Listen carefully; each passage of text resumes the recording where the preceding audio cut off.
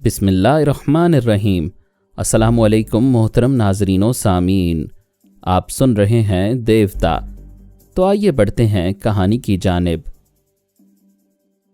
Uncle, آپ نے مجھے پناہ دی ہے، مجھے ایک اسلامی نام دے کر اپنا بیٹا بنایا ہے، آپ نے مجھ پر اعتماد کیا ہے۔ میں ایک مسلمان لڑکی کو دھوکہ دے کر آپ کے اعتماد کو ٹھیس نہیں پہنچانا چاہتا۔ اس سے پہلے کہ حمائلہ کا دل ٹوٹے، میں اسے اپنی اصلیت بتا دینا چاہتا ہوں۔ بیٹے، حمائلہ سے صاف کہہ دو کہ شادی نہیں کرو گے، اصلیت نہ بتاؤ۔ میں اس محبت کرنے والی لڑکی کے مضبوط ارادوں کو خوب سمجھتا ہوں۔ میں نے انکار کیا تو پھر وہ کبھی شادی نہیں کرے گی، کسی دوسرے کو اپنی زندگی میں آنے نہیں دے گی۔ تم اس کے دل کا حال اور اس کے ارادوں کو کیسے جانتے ہو؟ میں نے اس کی شدید محبت سے اندازہ لگایا ہے۔ نہیں بیٹے، تمہارے اندر کوئی غیبی طاقت ہے، وہ تمہیں آئندہ پیش آنے والی باتوں سے آگاہ کرتی ہے۔ آج تم نے کہا تھا کہ 2 منٹ کے اندر چور حاضر ہو جائے گا، اور وہ سچ مچ حاضر ہو گیا تھا۔ میں نہیں جانتا کہ میرے اندر کوئی غیبی طاقت ہے، میں صرف اتنا جانتا ہوں کہ مجھے خدا پر پختہ بھروسہ ہے۔ میں برے وقت اسے آنکھیں بند کر کے یاد کرتا ہوں، وہ معبود میری مدد کرتا ہے۔ تو پھر خدا پر بھروسہ کرو اور حمائلہ کی سلامتی اور بھلائی کے لیے دعا مانگو۔ دعا مانگنے سے پہلے اپنے آپ کو سمجھو کہ تم اس سے کتنی محبت کرتے ہو۔ وہ تمہارے ساتھ جینا اور مرنا چاہتی ہے۔ تمہارا دل کیا کہتا ہے؟ تمہیں کس کے ساتھ جینا اور مرنا چاہیے؟ حمائلہ کے ساتھ مجھے جینا ہے، مگر ہمارے درمیان مذہب آ گیا ہے، اور میں جانتا ہوں وہ میری محبت میں جان دے دے گی مگر ایمان نہیں دے گی۔ اور تم؟ میں بھی یہی سوچتا ہوں۔ آباء و اجداد کے زمانے سے عیسائی ہوں، حمائلہ کے لیے دنیا چھوڑ سکتا ہوں لیکن مذہب نہیں چھوڑ سکتا۔ تو پھر اسی میں بہتری ہے کہ حمائلہ کو اپنی اصلیت بتا دو۔ دوسرے دن اس نے حمائلہ کو ساحل پر ملاقات کرنے کے لیے کہا۔ وہ شام کو وہاں آئی۔ وارنر نے اس کے ساتھ ریت پر چلتے ہوئے کہا، میں نے تمہیں سمجھانے کی کوشش کی، لیکن تم یہ سمجھنا نہیں چاہتی کہ میں تمہارے قابل نہیں ہوں۔ میں سمجھنا نہیں چاہتی؟ تم جانتی ہو میں کون ہوں؟ تم ایک عظیم انسان ہو۔ انسان ضرور ہوں لیکن مسلمان نہیں ہوں۔ وہ چلتے چلتے رک گئی، اسے بے یقینی سے دیکھتے ہوئے بولی، کیا مجھ سے پیچھا چھڑانے کے لیے مسلمان ہونے سے انکار کر رہے ہو؟ تم سے پیچھا چھڑانے کے لیے نہیں، تمہاری بہتری کے لیے سچ بول رہا ہوں۔ اسے پھر بھی یقین نہیں آ رہا تھا۔ وہ اپنی روداد سنانے لگا۔ اس نے اسے سب کچھ بتایا، صرف ٹیلی پیتھی کا علم چھپا گیا۔ وہ چکرانے کے انداز میں ریت پر بیٹھ گئی، پھر رونے لگی۔ وہ چپ چاپ سمندر کو دیکھتا رہا۔ ایسے وقت آنسو پہنچنا چاہو تو اور بہتے ہیں۔ اس نے جی بھر کر اسے رونے دیا، پھر اس سے کہا، میں نے تمہیں رلایا ہے مگر میرا ضمیر مطمئن ہے کہ تم سب کچھ لٹا کر نہیں رو رہی ہو۔ میں نے تمہیں دھوکہ کھانے سے پہلے حقیقت سے آگاہ کر دیا ہے۔ وہ ریت پر سے اٹھ کر بولی، تمہاری شرافت اور سچائی نے مجھ پر اور زیادہ اثر کیا ہے۔ پہلے مجھے تم سے محبت تھی، اب عقیدت بھی ہو گئی ہے۔ میں کیا کروں؟ او خدایا، تم عیسائی کیوں ہو؟ مسلمان کیوں نہیں ہو؟ اس کے پاس کوئی جواب نہیں تھا۔ اسی وقت ہیلی کاپٹر کی آواز سنائی دی۔ دونوں نے ادھر دیکھا۔ آسمان پر ہیلی کاپٹر اور سمندر میں سپیڈ بوٹس دوڑتی دکھائی دے رہی تھیں۔ پھر اوپر سے فائرنگ ہونے لگی۔ وارنر حمائلہ کا بازو پکڑ کر کھینچتا ہوا ایک طرف دوڑنے لگا۔ 2 سپیڈ بوٹس والے بھی ہیلی کاپٹر کی طرف فائرنگ کر رہے تھے۔ وہ دونوں ایک بڑے سے پتھر کے پیچھے آ گئے۔ ہیلی کاپٹر سے میگا فون کے ذریعے کہا جا رہا تھا، ہتھیار پھینک دو اور بوٹس کنارے پر لے جاؤ۔ وارنر نے وہ آواز توجہ سے سنی۔ یہ وارننگ بار بار دی جا رہی تھی۔ وہ وارننگ دینے والے کے دماغ میں پہنچ گیا۔ اس کی سوچ نے بتایا کہ وہ اسرائیلی ہیلی کاپٹر ہے اور سپیڈ بوٹس میں جو لوگ ہیں ان کا تعلق عیسائی ملیشیا سے ہے۔ اسرائیلی حکومت مسلمانوں کے خلاف لبنان میں عیسائی ملیشیا کا ساتھ دیتی تھی، لیکن ایک معاملے میں ان سے اختلاف ہو گیا تھا۔ اسرائیلی فوجی ان مخالفت کرنے والوں کو گرفتار کر کے تل ابیب پہنچانا چاہتے تھے۔ وارننگ دینے والے نے میگا فون رکھ دیا، پھر ایک ہینڈ گرینیڈ نکال کر اس کی چابی دانتوں میں دبائی، پھر چابی نکال کر سپیڈ بوٹس پر بم پھینکنا چاہتا تھا لیکن نہ پھینک سکا۔ وارنر نے اس کے دماغ کو جکڑ لیا۔ پھر دوسرے ہی لمحے ایک زوردار دھماکہ ہوا۔ ہیلی کاپٹر کے پرخچے اڑنے لگے۔ سپیڈ بوٹس والے خوشی سے ناچنے لگے۔ لوگ گھروں سے نکل کر آ رہے تھے اور ہیلی کاپٹر کے ٹکڑوں کو فضا میں اڑتا ہوا اور سمندر کی گہرائی میں ڈوبتا ہوا دیکھ رہے تھے۔ سپیڈ بوٹس والے کنارے پر آ گئے۔ وارنر حمائلہ کے ساتھ پتھر کے پیچھے سے نکل آیا۔ 2 سپیڈ بوٹس میں 6 آدمی تھے۔ وہ ہتھیار اٹھائے ریت پر چلتے ہوئے جزیرے کی عورتوں اور مردوں کو دیکھ رہے تھے۔ ان میں سے ایک نے حمائلہ کو دیکھا، پھر اس کی طرف پلٹ کر آتے ہوئے بولا، سنا تھا اس جزیرے میں پریاں رہتی ہیں، ہائے کیا حسن ہے، کیا جوانی ہے۔ حمائلہ سہم کر وارنر کے پیچھے آ گئی۔ وارنر نے کہا، رک جاؤ اور خدا کا شکر ادا کرو کہ تم سب کی جان بچ گئی۔ وہ سب کہے لگانے لگے۔ ایک نے کہا، یہ ایسے بول رہا ہے جیسے اسی نے جان بچائی ہے۔ دوسرا شخص گھوم کر حمائلہ کی طرف آنا چاہتا تھا۔ وارنر گھوم کر آڑے آ گیا۔ پھر وہ 6 مسلح افراد ان دونوں کے اطراف گھومتے ہوئے کہنے لگے، ہم چاروں طرف ہیں، اس پری کو کس طرف سے بچا کر لے جاؤ گے؟ بستی کی ایک عورت نے دور سے چیخ کر کہا، اے حمائلہ کو چھوڑ دو، اور وہ راشد جمال خدا کا نیک بندہ ہے، اسے پریشان نہ کرو۔ ایک ہتھیار والے نے کہا، ہم اس جزیرے میں جب بھی آتے ہیں تو یہاں سے اناج اور شراب لے جاتے ہیں، آج ہمارے لیڈر کو یہ پسند آ گئی ہے، اس لیے ہم اسے بھی لے جائیں گے۔ اس نے حمائلہ کا ہاتھ پکڑ کر کھینچ لیا۔ وہ چیخنے لگی۔ وارنر گرج کر بولا، چھوڑ دو، اسے چھوڑ دو۔ ایک نے اس کی طرف گن سیدھی کی، باقی 5 نے بستی والوں کو نشانے پر رکھتے ہوئے کہا، خبردار، کسی نے ایک قدم آگے بڑھایا تو یہاں صرف لاشیں گریں گی، لاشیں۔ وارنر سمجھ گیا، اگر ہاتھا پائی کرے گا تو اس کے ساتھ بستی والے بھی کئی مارے جائیں گے۔ اس نے لوگوں کو مخاطب کرتے ہوئے کہا، میری ماؤں، بہنوں اور بھائیوں، اپنے سینے پر ہاتھ رکھو اور کہتے جاؤ، یا خدا، یا خدا۔ پھر دیکھو خدا کی مرضی سے ہماری حمائلہ پر آنچ نہیں آئے گی اور یہ عیاش سر پھرے نابود ہو جائیں گے۔ بستی والے ایک بار وارنر کو آزما چکے تھے، ان سب نے اپنے سینے پر ہاتھ رکھ لیے، پھر یا خدا پکارنے لگے۔ وارنر نے ایک کے دماغ میں پہنچ کر اس کے ہتھیار سے اس کے 2 ساتھیوں پر گولیاں چلائیں۔ لیڈر غصے سے بولا، الو کے پٹھے اپنے ساتھیوں کو کیوں مار رہا ہے؟ وارنر لیڈر کے دماغ میں پہنچ گیا۔ لیڈر نے باقی 3 ساتھیوں کی طرف فائرنگ کی۔ وہ ادھر ادھر بھاگتے ہوئے لیڈر کو گالیاں دینے لگے، جواباً اس کی طرف فائرنگ کرنے لگے، لیکن گولیاں کھا کر گرتے گئے۔ وہ جیسے جیسے مرتے جا رہے تھے، بستی والوں کی آوازیں زیادہ سے زیادہ بلند ہوتی جا رہی تھیں، یا خدا، یا خدا، یا خدا۔ لیڈر اکیلا رہ گیا تھا، اس کے ہاتھ سے حمائلہ چھوٹ گئی تھی۔ وہ دوڑتی ہوئی آ کر وارنر سے لپٹ گئی۔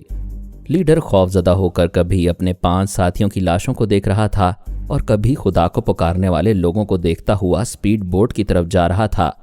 اب وہ وہاں سے بھاگنا چاہتا تھا۔ وارنر نے اس کے ہاتھ سے گن کو گرا دیا، اسے اپنا ریوالور نکالنے پر مجبور کیا۔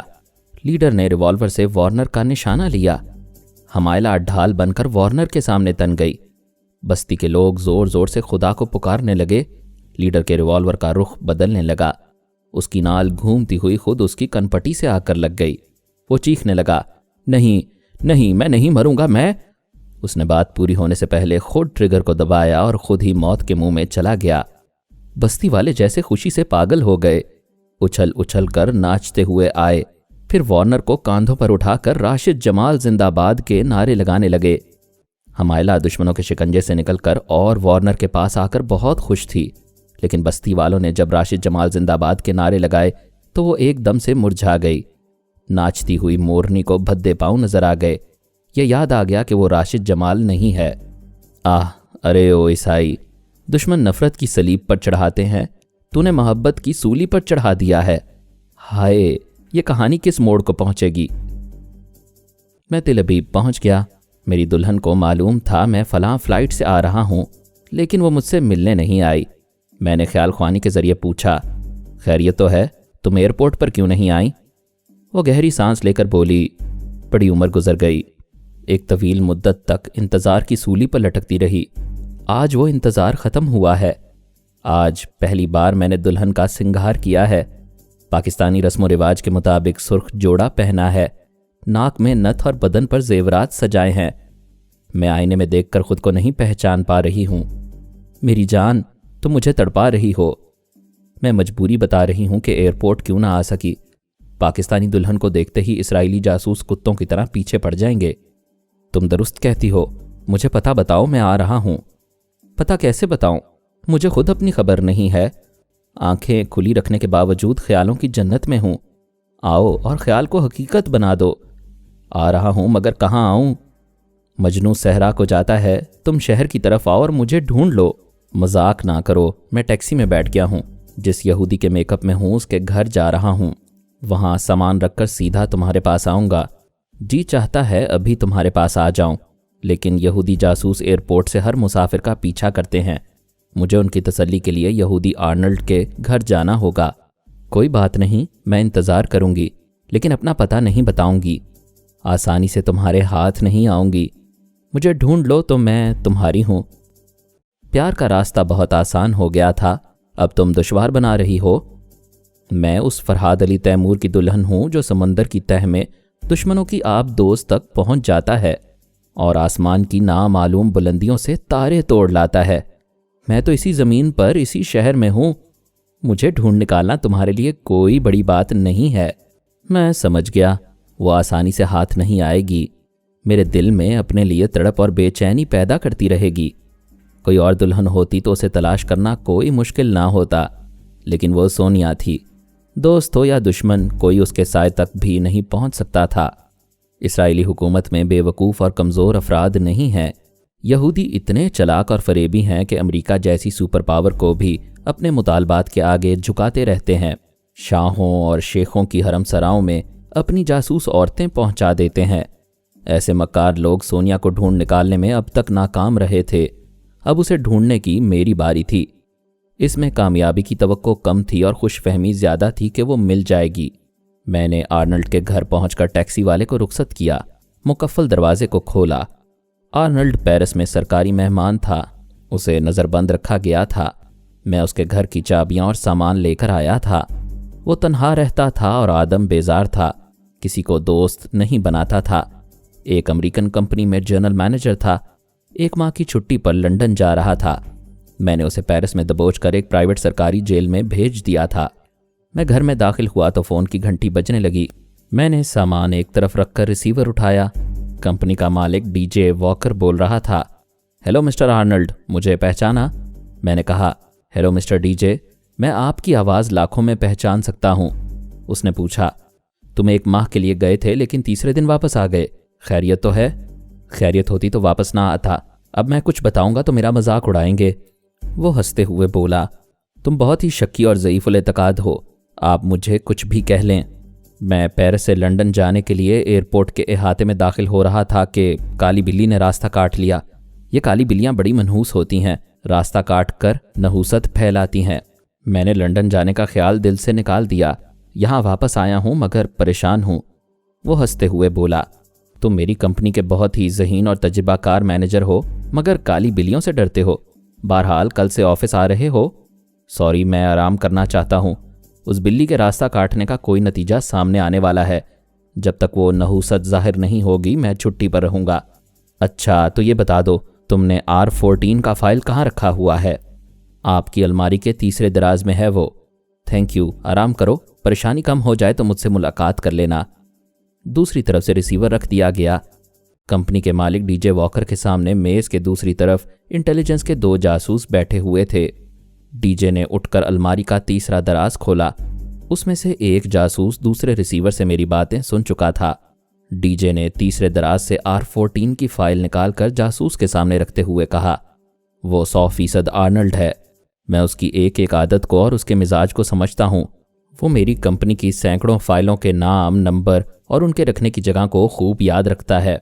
दोनों जासूस मुतमईन होकर रुखसती मुसाफहा करके चले गए। मैं अपनी जगह हाजिर होकर उसके घर को अंदर से अच्छी तरह देखने लगा। वहाँ की हर चीज़ को देख लिया कि कौन सी चीज़ कहाँ रखी हुई है। मैंने सोनिया को बताया कि किस तरह मेरे मुतल्लिक इंक्वायरी हो रही है।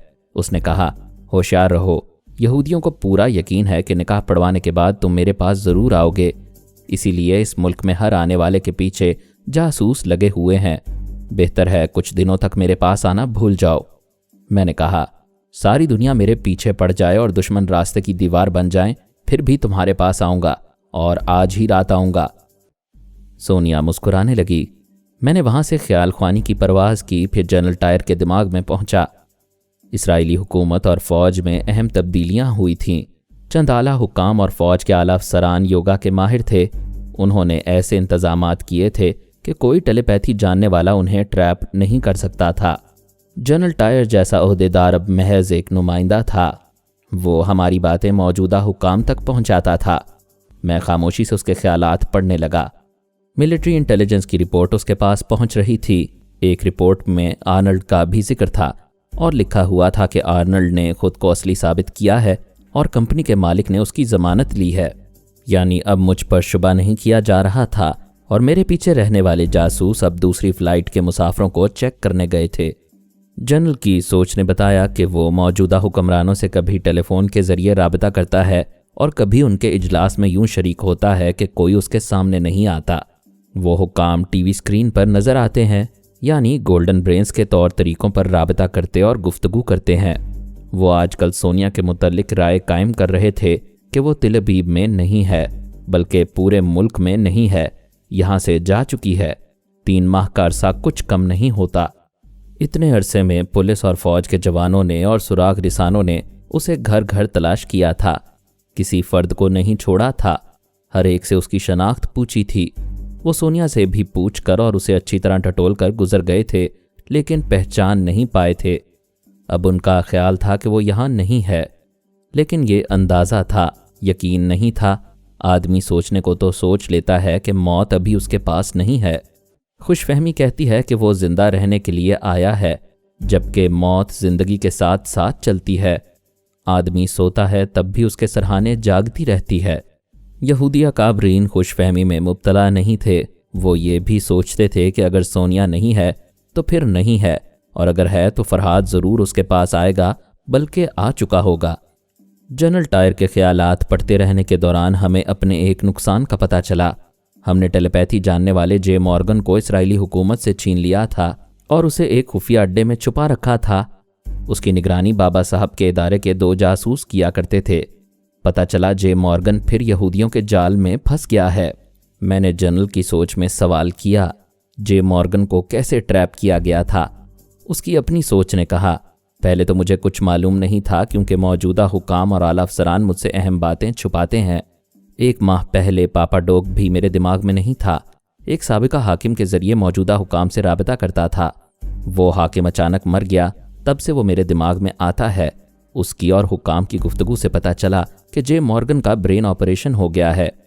اس کی آواز اور لہجہ بدل گیا ہے، شاید اس کا چہرہ بھی بدل چکا ہے۔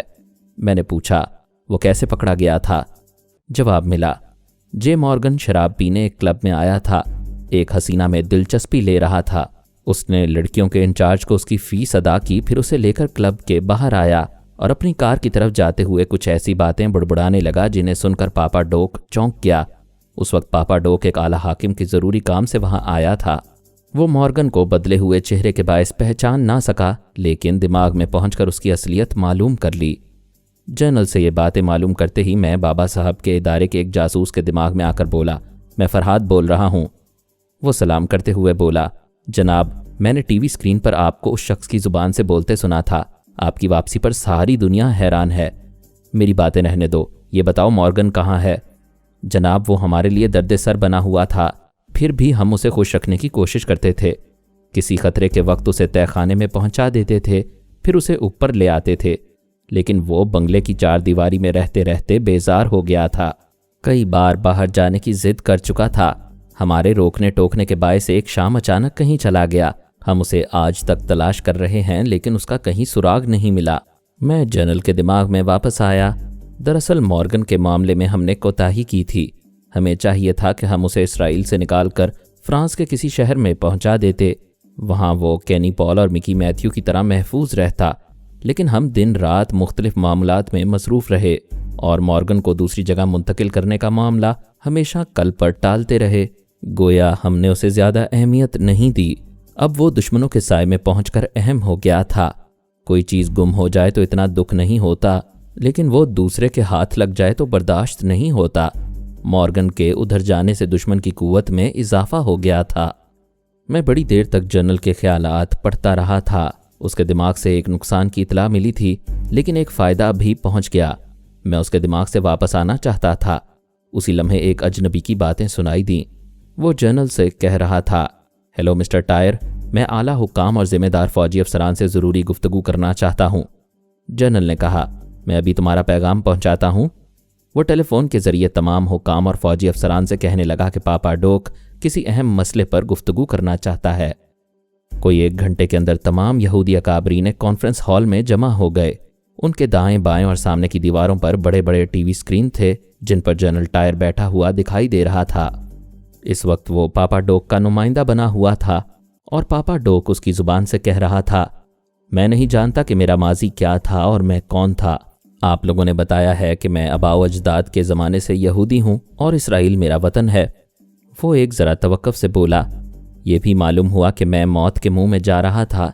आप लोगों ने मेरी जान बचाई और मुझे ये नई ज़िंदगी दी, और नई ज़िंदगी देकर मौत का ये पैगाम भी सुनाया कि एक सोनिया नाम की औरत मेरी जान की दुश्मन है। इसी तरह फरहाद नामी एक शख्स भी मुझे मार डालना चाहता है। ये सोनिया और फरहाद अभी एक दूसरे से दूर हैं, लेकिन जब ये एक दूसरे से मिलते हैं, एक जगह पहुंच जाते हैं, तो फिर उन्हें किसी की मौत बनने से कोई नहीं रोक सकता। फौज के एक आला अफसर ने कहा, हम उन दोनों को कभी एक जगह इकट्ठा नहीं होने देंगे।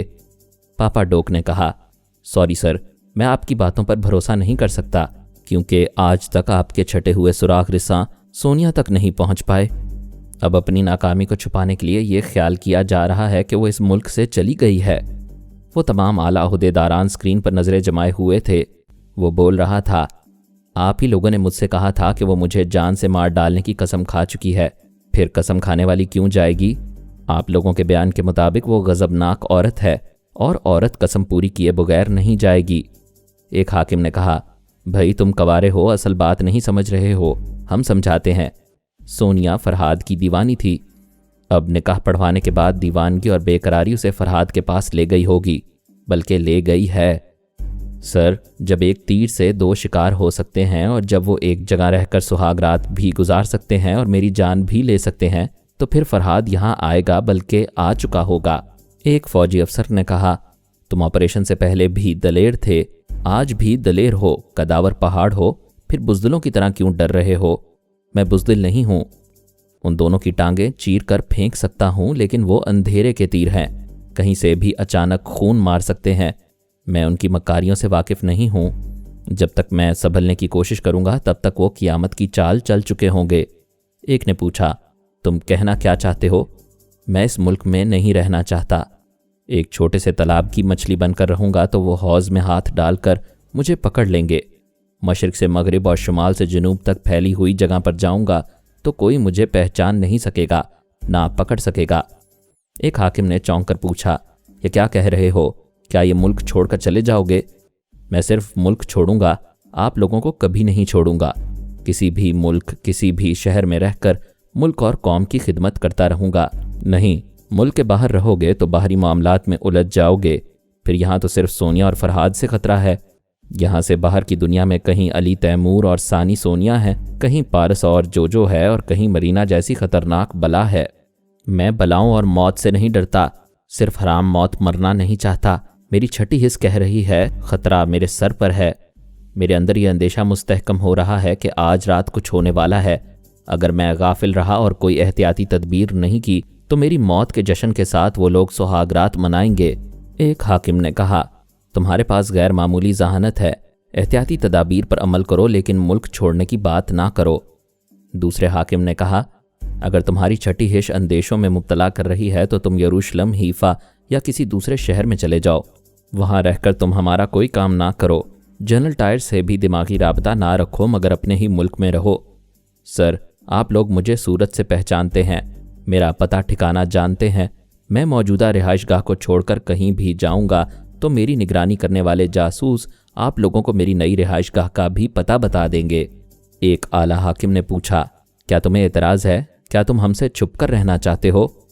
यही एक एहतियाती तदबीर है। खुदा न खास्ता आप में से कोई बीमार पड़ जाए, किसी हादसे में ज़ख्मी हो जाए तो फरहाद आपके दिमाग से सीधा मेरी शारग तक पहुंच जाएगा। मौजूदा हालात में यही एक माकूल तरीका है। मैं आप लोगों से छुपने के बावजूद आप लोगों के दिमागों में रहा करूंगा या जनरल के ज़रिए राबिता रहा करेगा। फौजी अफसर ने कहा, यह बहस ख़त्म करो। तुम अपने मुल्क के सिपाही हो और अपने अफसरान के अहकामात के पाबंद हो। अफसरान का हुक्म सिपाही को खा कितना ही गलत लगे उसे तामील करनी पड़ती है। लिहाजा मेरा हुक्म है कि तुम मुल्क से बाहर नहीं जाओगे। हम पर एतमाद करो, हम सोनिया और फरहाद को कभी तुम्हारे पास पहुंचने नहीं देंगे। इंसान बड़ी बड़ी तदबीरें सोचता है, उन पर अमल भी करता है, یوگا کے ماہر فوجی افسران نے یقیناً پاپا ڈوگ کی حفاظت کے لیے سخت انتظامات کیے ہوں گے، لیکن پاپا ڈوگ کو تحفظ فراہم کرنے کا دعویٰ کرنے والے ایک زبردست غلطی کر رہے تھے۔ آخر انسان تھے، غلطی ہو ہی جاتی ہے۔ وہ بیچارے اپنی اپنی آواز مجھے سنا رہے تھے۔ ٹھیک ہے کہ میں ان کے دماغوں میں نہیں پہنچ سکتا تھا اور کسی ہتھ کنڈے سے انہیں اعصابی کمزوری میں مبتلا نہیں کر سکتا تھا، اسی لیے تو وہ سب مطمئن تھے، یہ سمجھ ہی نہیں سکتے تھے کہ میں کیا کرنے والا ہوں۔ میں یہ تمام باتیں بتانے کے لیے سونیا کے دماغ میں آیا۔ اس نے مجھے محسوس نہیں کیا کیونکہ سلمان وہاں پہلے سے موجود تھا۔ اسے شلپا اور ایون راسکا کے متعلق بتا رہا تھا۔ سونیا نے تمام باتیں سننے کے بعد کہا، یہ تم نے اچھا کیا کہ ایون راسکا کو مرینا کے حوالے کر دیا، ہم اس لڑکی کا زیادہ سے زیادہ اعتماد حاصل کرتے رہیں گے۔ میں نے اس کی پوری بات نہیں سنی اور نہ ہی اسے مخاطب کیا۔ دماغی طور پر حاضر ہو کر لباس تبدیل کیا، جرابیں پہنی، پھر باہر آ کر گیرج سے آرنلڈ کی کار نکالی اور اس میں بیٹھ کر وہاں سے روانہ ہوا۔ شام ہو رہی تھی اور میں نے سونیا سے آج رات وصال یار کا وعدہ کیا تھا۔ یہ کوئی بچوں کی آنکھ مچولی نہیں تھی کہ میں پلک جھپکتے ہی اسے ڈھونڈ نکالتا۔ پچھلی مرتبہ 2 ماہ تک اس شہر میں رہ کر میں کبھی اس کا ٹھکانہ معلوم نہیں کر سکا تھا۔ اب شام سے رات تک بھلا کیا کر سکتا تھا؟ جب کچھ نہیں کر سکتا تھا تو پھر کار میں بیٹھ کر کہاں جا رہا تھا؟ میں نے سونیا کے دماغ میں پہنچ کر کوڈ ورڈز ادا کیے کیونکہ سلمان جا چکا تھا اور وہ میرے آتے ہی سانس روکنے والی تھی۔ اس نے مذاق اڑانے کے انداز میں پوچھا، دلہا صاحب کیا کر رہے ہو؟ اپنی دلہن کے پاس آ رہا ہوں، وہ ہنستے ہوئے بولی۔ پولیس سرات سے بھی گزر کر آؤ گے تو مجھ تک نہیں پہنچ پاؤ گے، لیکن تمہارا دل کہہ رہا ہے کہ میں پہنچ جاؤں گا، اس لیے بدن پر ابھی تک سرخ جوڑا اور زیورات سجے ہوئے ہیں۔ جی نہیں، دلہن اس لیے بنی ہوں کہ میرا دلہا شہر میں آیا ہوا ہے۔ میں نے سوچ رکھا ہے بیچارہ ناکام رہے گا تو سب سے پہلے ہی میں اس کے پاس پہنچ جاؤں گی۔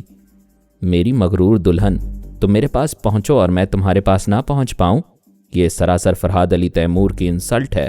چلو دروازہ کھولو، میں آ گیا ہوں۔ میں نے ایک بنگلے کے سامنے گاڑی روکی، کار سے اتر کر احاطے کے پھاٹک کو کھولا، تیزی سے چلتا ہوا برآمدے میں آیا، پھر کال بیل کے بٹن کو دبایا۔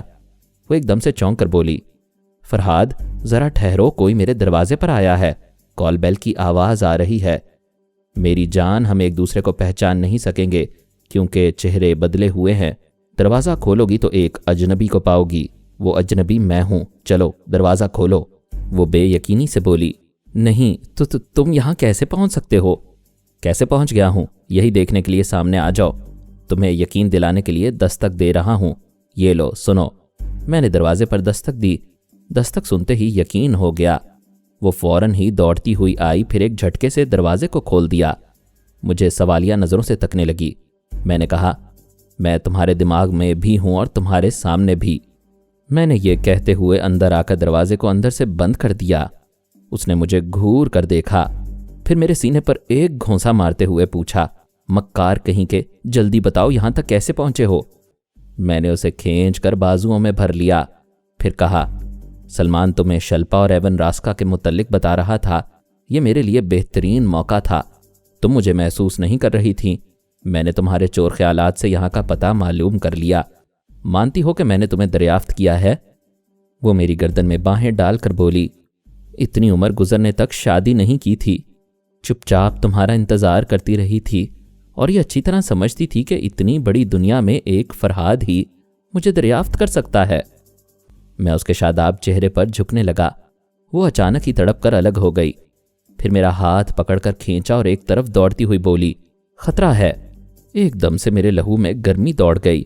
میں سہاگ رات کی خوشیاں لوٹنے آیا تھا اور دشمن ہمیں لوٹنے کھسوٹنے آئے تھے۔ پتہ نہیں میرے مقدر میں ٹھینگا کیوں لکھا ہوا تھا۔ سونیا ہمیشہ دلہن بنتے بنتے رہ جاتی تھی۔ میں اس کے ساتھ دوڑتا ہوا بنگلے کے مختلف حصوں سے گزرتا ہوا ایک کمرے میں آیا۔ سونیا نے دیوار پر لگی ہوئی ایک تصویر کو گھما کر الٹا کر دیا۔ اس کے ساتھ ہی میرے سامنے والی دیوار 2 حصوں میں تقسیم ہو گئی۔ ہم دیواروں کے درمیانی خلا سے گزر کر ایک تاریک حصے میں پہنچے۔ اس نے ایک سوئچ آن کیا، روشنی ہو گئی۔